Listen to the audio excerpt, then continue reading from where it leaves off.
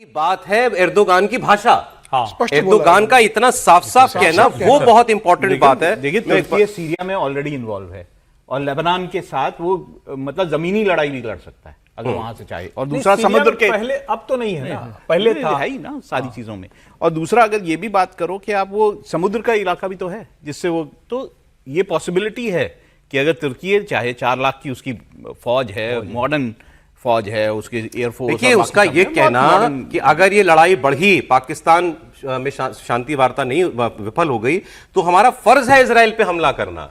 ये बहुत बड़ी बात। समझिए, एक मिनट प्रोफेसर साहब की बात इस पर ले लूं। हाँ बोलिए। जी, इसमें सबसे इंपॉर्टेंट ये बात समझना है कि जब से अर्दवान वहां आए हैं, वो पूरे वेस्ट एशिया में वो नव ऑटोमनिज्म जिसको हम कहते हैं, ये नेटो मेंबर है। हाँ, लेकिन यहां पे 2010 में एक फ्लोटिला आ रहा था जिसमें 10 तुर्की के एक्टिविस्ट थे, उसको इजराइल ने मार दिया। तब से तलखी उनकी बढ़ी है। और जो प्रेसिडेंट हैं आइजैक हर्जोग, उन्होंने तो कहा है कि ये नया ईरान बनने जा रहा है तुर्की के बारे में। और तुर्की और इनकी तलखी आज की नहीं है और ये बढ़ती जा रही है। सबसे अच्छी बात यह है कि तुर्की नेटो का मेंबर है, तुर्की अपने आप को असर्ट कर रहा है। और अब जो वेस्ट एशिया बनेगा सौरभ जी, उसमें आप देखेंगे कि तुर्की, सऊदी अरेबिया और इजराइल, ये नए त्रिकोण बनेंगे जो एडवर्सेरियल है। फिर भी कम से कम तुर्की और सऊदी अरेबिया का तो अपसंबंध स्थापित हो गया है, लेकिन जो पूरी वेस्ट एशिया पर है, ये ईरान के बाद तुर्की एक नया सचमुच ईरान बनने जा रहा है वहां। अब एक खबर में आपको, क्योंकि सऊदी अरब का जिक्र उन्होंने किया था तो वो बता दें।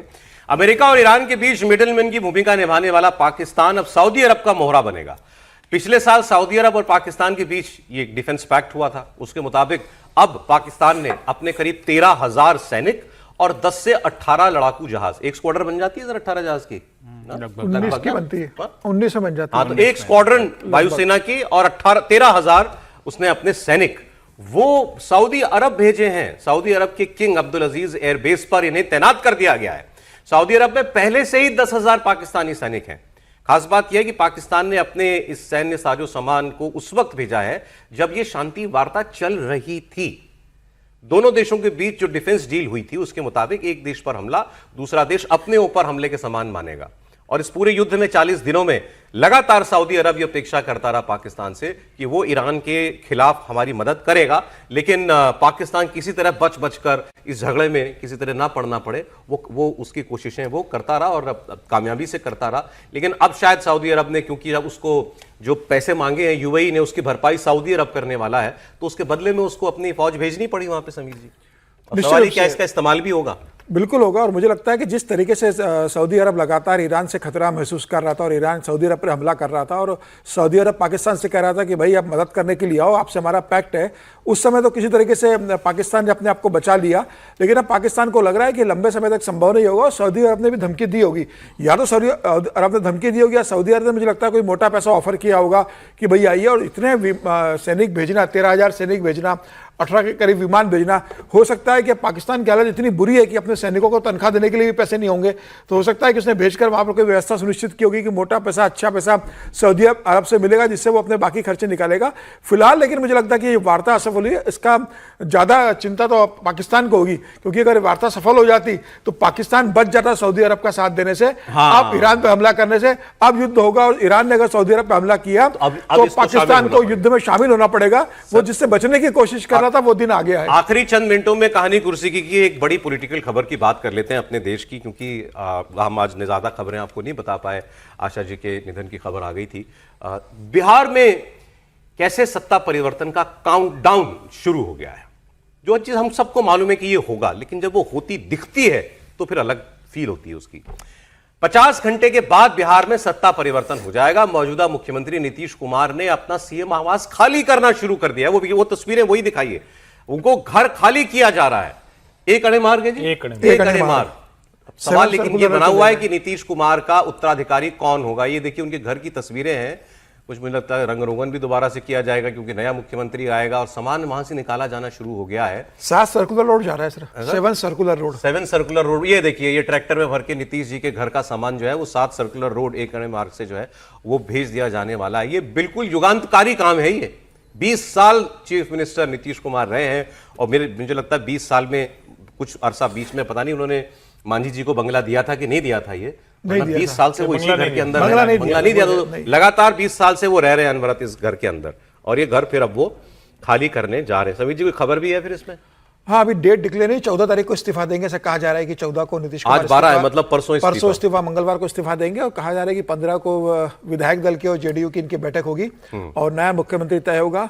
मुख्यमंत्री का नाम तो दिल्ली में तय होगा, भारतीय जनता पार्टी के कोर कमेटी की बैठक हो गई है, नाम तो तय हो गया होगा मुझे लग रहा है, और 15 या 16 के करीब नया मुख्यमंत्री चुना जाएगा और उसके बाद शपथ ग्रहण होगा। अभी देखना है कि ये शपथ ग्रहण का ये बिहार चुनाव के पहले करवा लेते हैं, क्योंकि गैप तो वो ज्यादा नीतीश जी के इस्तीफे के बाद फिर अगली सरकार में कोई ज्यादा गैप तो नहीं इस्तीफा दे दिया नहीं पाएंगे। ये भी मेरे ख्याल से ये 2-3 चीजें उसमें थी कि खरमास का भी इंतजार किया जा 14 रहा को था, हो और जाएगा। दूसरा 14, और ये भी कहा जा रहा है कि 14 तारीख को बाबा साहब अम्बेडकर का जन्मदिन आता है, तो उसको भी देख के बातें बहुत ज्यादा हो रही हैं कि उस दिन ही क्यों ना ये डिक्लेयर हो जाए कि कौन शपथ लेगा कौन सर, ये बताइए। देखिए, अब ये तो बात कोई नहीं बता सकता। अब बात तो है कि भाई सम्राट चौधरी का नाम बड़ा ऊपर चल रहा है, लेकिन अगर आप उसी वक्त श्रेयसी सिंह को भी बुला लेंगे साथ साथ, जब उनको बुलाएंगे तो फिर तो विजय सिन्हा गवर्नर से मिले जाके, डिप्टी विजय सिन्हा सीएम भी ने- गवर्नर से उनकी मुलाकात हुई। नहीं, वैसे बिहार कोर कमेटी की जो बैठक होनी थी वो नहीं हो पाई, हाँ, दिल्ली में जो होनी थी मीटिंग वो 2 दिन पहले नहीं हो हुई। पाई, हाँ, ठीक। तो ये भी एक खबर है। क्यों नहीं हो पाई? सामान्य तौर पर कहें तो कोई बात नहीं हो, तो क्यों नहीं हो जाता पाई? है। आप लेकिन कैंपेन में थे, इस वजह से नहीं हो पाई? नहीं, दोनों ही चीज हो सकती है। हो सकता है कि इसकी वजह ये हो कि अभी जो सहमति बनानी है उसको लेकर अभी कोई चर्चा ना हो पा रही, या लोगों से जो फीडबैक लेना हो उसमें उनको ना हुआ। इतना लेट तक, इस्तीफे तक सहमति नहीं बनी, देखिए, ऐसा नहीं हो सकता। दोनों ही चीज है। भारतीय जनता पार्टी में अब सहमति तो आखिरी समय तक ही बनती है। अब ये हमने नहीं देखा कि बहुत पहले से तय हो गया हो। हाँ, फीडबैक जरूर लिया जाता है कि पूछ लिया जाए कि भाई आपका क्या लगता है, आपका क्या लगता है, और 5 नामों 10 नामों पर वो बताएंगे। तो मुझे लगता है कि ये, और 14-15 के बाद कई चीजें बदलेंगी। उत्तर प्रदेश में भी पूरा यूपी में भी होना है, मंत्रिमंडल कैबिनेट भी विस्तार विस्तार होना हाँ, है। वहाँ पे और भी कमाल की बात यह है, लोगों से ये ज्यादा पूछा जा रहा है कि उनके बारे में गड़बड़ क्या है ये बताओ, सौरभ जी, अगर अच्छा क्या है से ज्यादा गड़बड़ क्या है ये बताओ, अगर- और जो 7-8 साल रह चुके हैं उनको भी हटाया जाएगा। अगर नीतीश जी को हटाना था या उनको मुख्यमंत्री से दिल्ली लाना था, तो बीजेपी ने मन बना लिया होगा किसको चीफ मिनिस्टर बनाना है। ऐसे वो सत्ता खाली छोड़ के जाने वालों में से नहीं है। और उस दिन रागी जी बोल रहे थे कि टोपी में से क्या निकलेगा, कबूतर निकलेगा, चांद निकलेगा, पता नहीं।